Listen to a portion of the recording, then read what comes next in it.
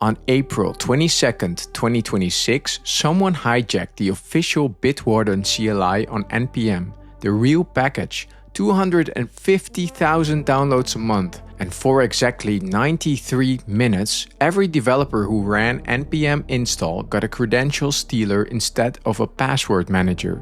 But that's not why this one matters. This thing could spread itself. It found your npm publish token, grabbed every package you maintain, injected its own code, bumped the version number and republished. One infected developer becomes 20 infected packages. Those 20 packages reach 200 more developers, and the cycle keeps going.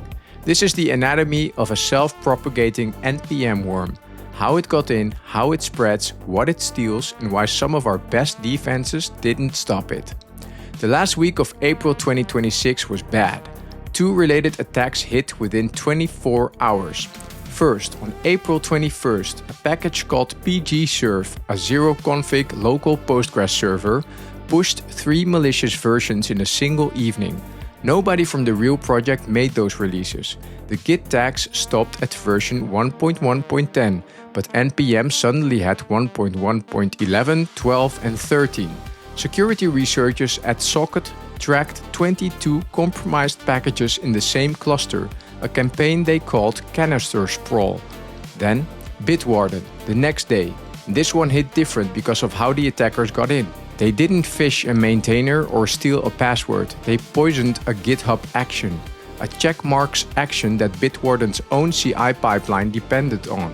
Once that action was compromised, the attackers modified the publish workflow on a side branch, swapped in a pre-built malicious tarball, and used Bitwarden's own OIDC tokens to push it to npm. The system that was supposed to make publishing safer, trusted publishing, no long-lived tokens, was the exact mechanism they rode in on. Bitwarden caught it in 93 minutes, revoked access, deprecated the package, shipped a clean replacement. No vault data was compromised. But for a self-propagating worm, 93 minutes is a long time. This was the 3rd time. The worm is called Shai-Hulud, after the sandworms in Frank Herbert's Dune, and it first appeared in September 2025. That first wave used stolen npm tokens to republish infected versions of a victim's own packages, over 180 packages before CISA put out an advisory. GitHub responded hard. Mandatory 2-factor, 7-day token limits, expanded trusted publishing. 2 months later, Wave 2, 700 packages, 25,000 malicious GitHub repos, 14,000 exposed secrets across nearly 500 organizations. This version moved from post-install to pre-install, meaning the code ran before the package even finished installing. It switched from node to bun to dodge monitoring tools, and if it couldn't find credentials, it deleted your home directory. Wave 3, the April 2026 Bitwarden attack, adapted again. Instead of phishing maintainers, it poisoned the CI pipeline that had permission to publish. Every defense added after waves 1 and 2, this version had a workaround for. How the worm works. The full lifecycle, broken down. It starts when you run npm install and the pre-install hook fires. In the Bitwarden variant, a loader script quietly downloads and installs the bun runtime. Bun then executes the real payload, a 90.7 megabyte obfuscated file. By moving execution to bun, most node-focused security tooling never sees it. Next, the payload sweeps your machine. It checks around 40 environment variable patterns, anything with token, secret, key, AWS, GitHub in the name. Then it reads files, your npmrc, Git credentials, SSH keys, AWS and GCP configs, .env files, shell history. The pgserve variant even copied Chrome's login database and decrypted saved passwords on Linux. And the Bitwarden version went after AI coding assistant configs, Claude, Cursor, Codex, Kiro, Aider, pulling API keys and MCP server configurations. Everything collected gets compressed, encrypted with AES-256, and the key gets wrapped with the attacker's RSA public key. Only they can decrypt it. Then, exfiltration. The primary channel is HTTPS to a domain built to look like telemetry, audit.checkmarks.cx. If that's blocked, the pgserve variant sends data to a decentralized internet computer canister that can't be taken down with a normal domain seizure. And if both fail, the Bitwarden variant falls back to GitHub. It uses your stolen token to create public repos, named with June words like Sardolkar and Freeman, and commits the encrypted data as JSON files. Security tools almost never flag traffic to github.com. The wildest part is the commit message dead drop. The worm searches GitHub's commit API for a hard-coded marker string, long live the resistance against machines, and parses attacker-controlled tokens out of public commit messages. GitHub becomes the command and control server. And then, propagation.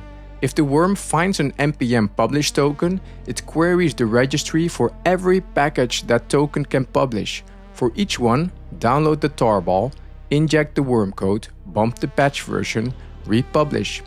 Your packages are now carriers. Anyone who installs them starts the whole cycle over. The pgserve variant also jumped to Python. If it found PyPI credentials, it injected malicious startup files and republished via Twine. Something that caught the community off guard. The pgserve payload had zero obfuscation, no eval, no atop, no curl pipe to shell, 1100 lines of clean JavaScript, standard node APIs doing standard things. That's not sloppiness. Most scanners flag obfuscation, mangled variables, eval chains, high entropy strings. Clean code slips through because plenty of legitimate packages read files and make HTTPS requests at install time. The detection problem shifted from spot the ugly code to figure out whether a normal-looking script is reading your SSH keys on purpose. The Bitwarden payload had a module the attackers called Butlerian Jihad. It targeted AI coding assistants directly. The worm checks your path for Claude, Gemini CLI, Codex, Kiro, and Aider. If it finds one, it sends a test prompt to confirm the tool is authenticated. Then it injects a compressed text block into your bash RC and ZSHRC. The shell ignores it during startup, but AI tools that read shell config to understand your environment pick it up and feed it into their context window. Prompt poisoning baked right into your .dot files. The config file paths for Claude, Kiro, and MCP servers are hard-coded in the payload. API keys for these tools often sit in plain text JSON files. Whether attackers have actually exploited stolen AI credentials for billing abuse or code manipulation isn't confirmed in any public report yet.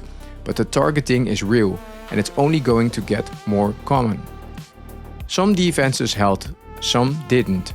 Trusted publishing failed. The attackers didn't need a token, they poisoned the action that had OIDC authority to publish. SHA pinning failed. If the malicious version is already in your log file, pinning just confirms you got the bad bits. Standard vulnerability scanners, the ones checking CVE databases, missed both attacks entirely. They looked for known vulnerabilities in manifests, not install time behavior. What works? Running npm CI with the ignore scripts flag. It kills pre-install and post-install hooks, which is the entire attack surface. Yes, it breaks packages that need native compilation. You allow list those individually. Pinning exact versions, no caret ranges, stops worm-propagated patch bumps from reaching you automatically. A 48 to 72 hour delay before adopting new versions would have dodged the Bitwarden window entirely. And behavioral scanners like Socket and Step Security did catch both April campaigns, not before publication but within hours. The gap that's still open, NPM has no pre-publication behavioral analysis. Every package goes live the moment it's published. The window between publish and detection is where the damage happens. 3 waves in 7 months, each one adapted to the defenses added after the last. Phishing stopped working, so they poisoned the CI pipeline. Tokens got shorter, so they bypassed tokens entirely. Node got monitored, so they switched to bun. The pattern isn't that NPM is broken, it's that every trust boundary we built, tokens, two-factor, trusted publishing, provenance, is only as strong as the weakest link holding it together, and that chain includes every GitHub action, every maintainer account, and every install hook in a dependency tree that goes hundreds of packages deep. The 93-minute window is getting shorter, but it's not zero, and until it is, the worm has room to run.